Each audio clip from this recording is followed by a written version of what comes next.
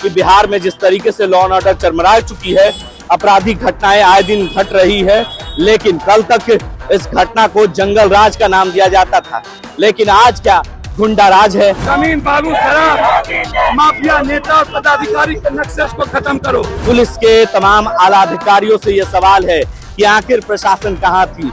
महज 300 मीटर की दूरी पर 6 साल पहले अपने पुत्र को गंवाया, अब उनकी भी जान जा चुकी है।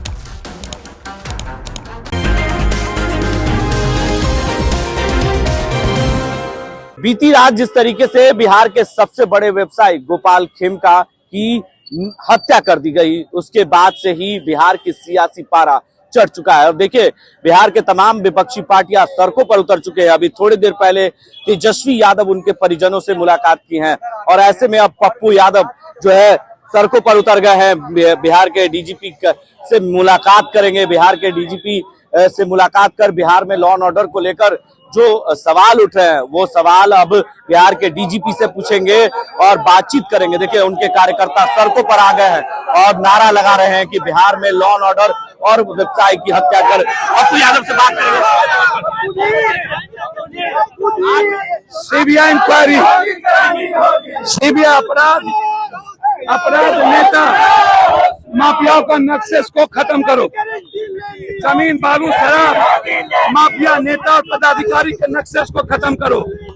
अपराधी को जड़ से मिटाओ।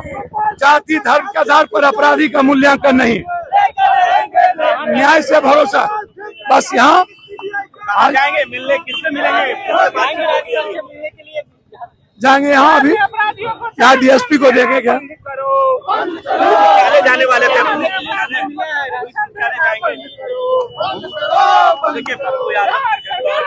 आक्रोश मार्च उन्होंने निकाला है और गोपाल खेमका की हत्या कर दी गई है।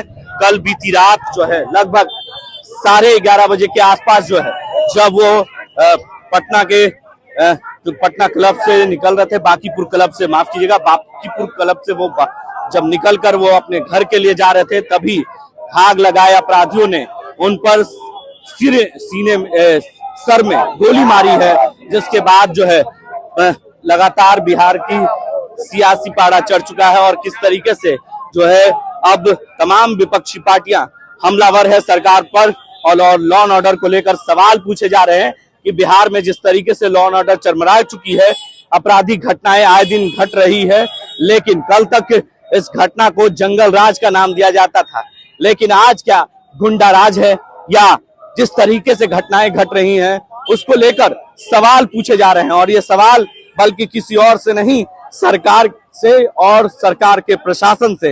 एक तरफ बिहार के मुख्यमंत्री Nitish Kumar law and order को लेकर अपने आवास एक अन्य मार्ग पर बैठक कर रहे हैं, तो दूसरी ओर जो है मुख्यमंत्री से सवाल पूछने के लिए पप्पू यादव सड़कों पर उतर चुके हैं, पूर्णिया के सांसद, और सीधे तौर पर सवाल पूछते हुए नजर आ रहे हैं। और पुलिस के तमाम आला अधिकारियों से यह सवाल है कि आखिर प्रशासन कहां थी। महज 300 मीटर की दूरी पर यह घटना घटी है, गांधी मैदान थाने के महज 300 मीटर दूरी पर, और अपराधी आराम से अपराध करते हैं और फरार हो जाते हैं, लेकिन पुलिस कहीं ना कहीं मौन है, चुप है, सवालों का जवाब देने में कहीं ना कहीं पीछे हट रही है।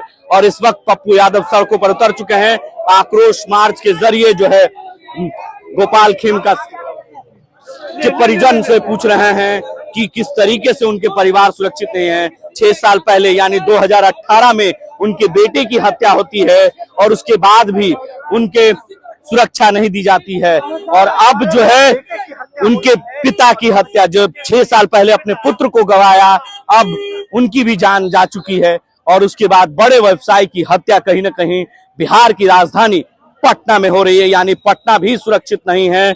और कहा जाता है कि जो गोपाल खेमका है वो नीतीश कुमार के बेहद करीबी वाले मित्र भी हैं, और ऐसे में जब मुख्यमंत्री के मित्र ही सुरक्षित नहीं हैं, तो समझ लीजिए कि आम लोग कितने सुरक्षित होंगे।